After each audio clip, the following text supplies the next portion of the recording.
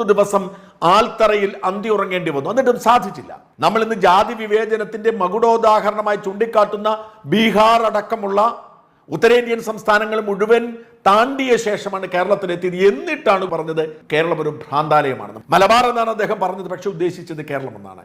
കേരളം ഒരു ഭ്രാന്താലയമാണ് എന്ന് വിവേകാനന്ദൻ പറഞ്ഞ കാലയളവിലായിരുന്നു ഗുരുദേവൻ ഇവിടെ സാമൂഹിക നവോത്ഥാനത്തിന്റെയും ആത്മീയ ഉയർത്തെഴുന്നേൽപ്പിന്റെയും മതേതരമായ മനുഷ്യത്വം മാത്രമുള്ള തത്വശാസ്ത്രം പ്രഘോഷിച്ചത് എന്ന് ഓർക്കണം. വിവേകാനന്ദൻ കേരളത്തിൽ എത്തുന്നതിന് മുൻപ് 1888 ഗുരുദേവന്റെ ആദ്യത്തെ പ്രധാനപ്പെട്ട പ്രതിഷ്ഠ അരുവിപ്പുറം പ്രതിഷ്ഠ.